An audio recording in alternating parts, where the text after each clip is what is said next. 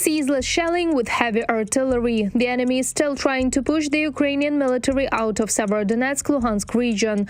That is where Russia has concentrated the majority of its troops to encircle the city. Fierce fighting is now taking place there. На Северодонецькому напрямку. In the Severodonetsk direction, in order to support the actions of ground units, the enemy continues to fire on our troops with the use of rocket and artillery systems. The enemy struck with operational and tactical aircraft near the village of Ustynivka.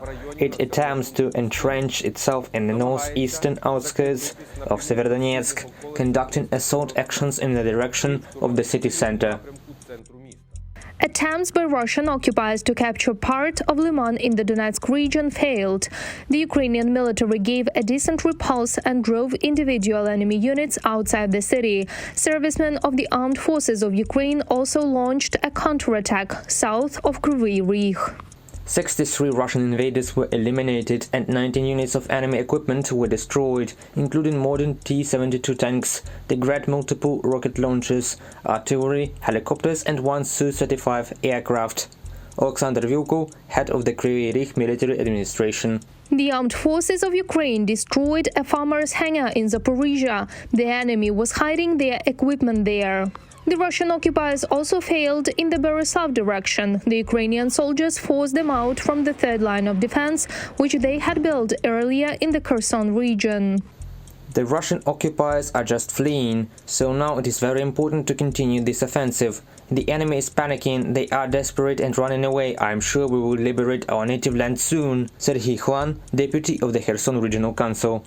The enemy's combat spirit is failing with each passing day. According to the head of the Odessa military administration, Maxim Marchenko, firefights have begun between the Russian military and those mobilized from the so-called Luhansk and Donetsk People's Republics. Мабуть, їм вже не дуже хочеться ставати гарматним м'ясом. Maybe they don't really want to become cannon fodder to be thrown forward during the storming of our positions anymore. It's very good that there are fewer and fewer of you, but leave some to our armed forces.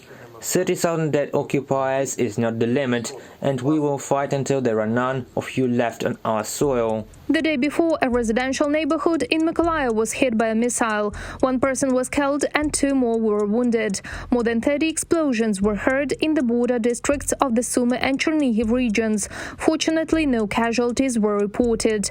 The Kharkiv and Dnipropetrovsk regions were targeted. Kramatorsk and neighboring towns were left without electricity. In just one day, 3 civilians were killed as a result of shelling in the Donetsk region. Miraculously, a family who tried to hide in a shelter during the explosions managed to escape. A 3-year-old child got shrapnel wounds. Does it hurt? Yes, of course it hurts. A child cries. We took him to the hospital.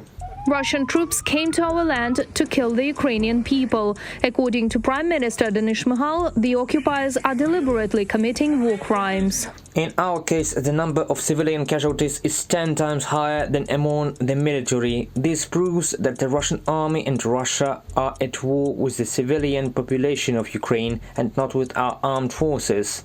Denis Shmyhal, Prime Minister of Ukraine. 225 high-rise buildings in Kharkiv were completely destroyed. In total, more than 2,000 residential buildings in the city were damaged.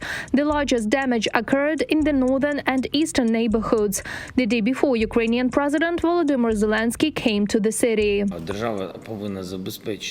The state must ensure this in terms of guarantees, and the leaders of cities and regions must find great projects and money, because locally, governors and mayors are more likely to find one or another European program to build housing. Somewhere state programs, somewhere local programs. Meanwhile, truck traffic over the bridge has been restored in Stoyanka of the Kiev region. So far, only the left side is open. It is planned to finish the repair in autumn of this year. Temporary modular settlements started to be installed in the Deoccupied Borodyanka. Families affected by Russian shelling will be able to live there. The camps will consist of 4 complexes. Each will have 22 modules for living, as well as a kitchen, a shower and a toilet. During the capture of Borodyanka, the Russian army completely destroyed 161 apartment buildings and more than 4,600 private houses. People are also waiting for the liberation of the territories in temporarily occupied Melitopol. The day before, several dozen residents gathered for a pro-Ukrainian rally. Wearing blue and yellow flags, they sang the Ukrainian anthem. Reported by Marina Stepanenko, Alexander Belov, UATV News. Melitopol is Ukraine. Glory to Ukraine. Glory to the heroes.